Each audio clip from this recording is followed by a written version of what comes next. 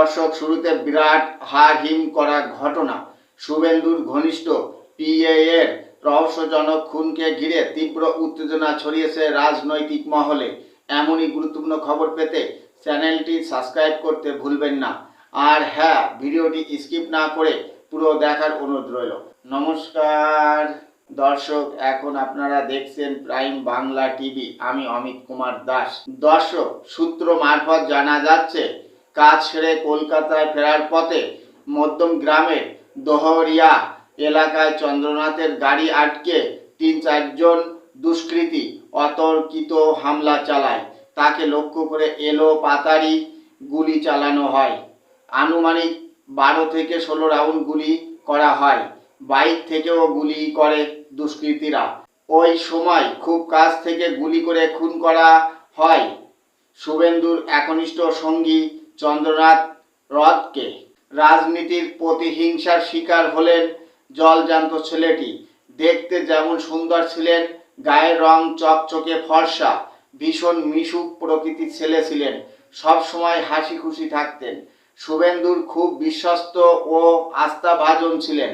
নির্বাচনের সময় ভবানীপুরের পুরো দায়িত্ব তার কাছে ছিল। এই হত্যার মাধ্যমে দুষ্কৃতীরা বার্তা দিতে চেয়েছেন, উদ্দেশ্য পুরো রাজ্যকে আতঙ্কিত করা, বিজেপি নেতা কর্মীদের পরিণতি স্মরণ করানো। হাসপাতালে নিয়ে যাওয়া হলে চিকিৎসকরা তাকে মৃত বলে ঘোষণা করেন। ঘটনায় গুরুতর জখম গাড়ির চালক, তারও 3টে গুলি লেগেছে। শুভেন্দু অধিকারী নিজে হাসপাতালে গিয়ে দেহটি শনাক্ত করেন এবং কান্নায় ভেঙে পড়েন। তৃণমূলকে তোপ রুদ্রনীলের।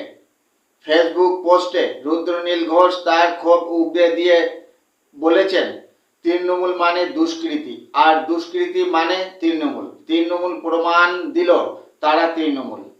ভাই চন্দ্রনাথ রথ শুধু শুভেন্দুদার আপন ছিল না, আমাদের সবার আপন ভাই ছিল। মনে রেখো তৃণমূল। দর্শক, এই ঘটনা বুঝতে গেলে কয়েকদিন পিছনে যেতে হবে। মমতা বন্দ্যোপাধ্যায় বারংবার বলেছেন, আমরা এই নির্বাচনে হারিনি, আমাদেরকে জোর করে হারানো হয়েছে। এই হার কার্যত মমতা বন্দ্যোপাধ্যায়, অভিষেক বন্দ্যোপাধ্যায় এবং তার দল তৃণমূল কংগ্রেস কোনোভাবেই মেনে নিতে পারছেন না। নন্দীগ্রামের শুভেন্দুর গণ সংবর্ধনার অনুষ্ঠান, মমতার ভবানীপুরের হার, বিজেপি নেতা কর্মীদের আনন্দ উচ্ছ্বাস এবং সর্বোপরি রাজ্যবাসী ভীষণ খুশি এবং আনন্দিত। এই বিজেপি নেতা কর্মীদের আনন্দ উচ্ছ্বাস মমতা এবং অভিষেক বন্দ্যোপাধ্যায়কে ভীষণভাবে ব্যথিত করছে। এসব দেখে খুব কষ্ট পাচ্ছে।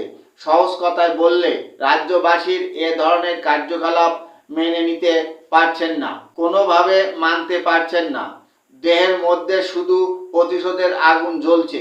দেখ, কোনোভাবেই বিজেপি নেতা কর্মী এবং রাজ্যবাসীকে হাসি খুশি আনন্দ ফুর্তি সুখে শান্তিতে থাকতে দেব না।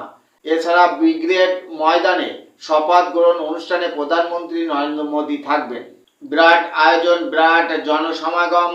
ওই দিন পুরো রাজ্যবাসী আনন্দে ভাসবেন। এইসব আনন্দ উদযাপন সহ্য করতে পারবেন না বলেই দাও এর আগে একটা ঘটনা ঘটিয়ে বিজেপি নেতাদের মনোবল ভেঙে যাবে, আর নেতা কর্মীদের মধ্যে আতঙ্ক কাজ করবে এবং রাজ্যবাসীরা আতঙ্কে থাকবে। এবার আনন্দ ফুর্তি কর, কত পারিস দেখি। তৃণমূলের চালাকি তো এটা সবার কাছে পরিষ্কার।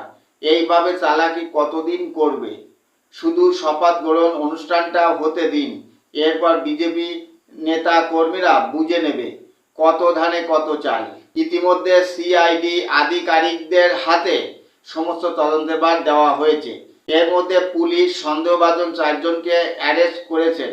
আর কি বলবো, যা বলার আপনারা বলবেন, আপনাদের মতামত কমেন্ট করে জানাবেন।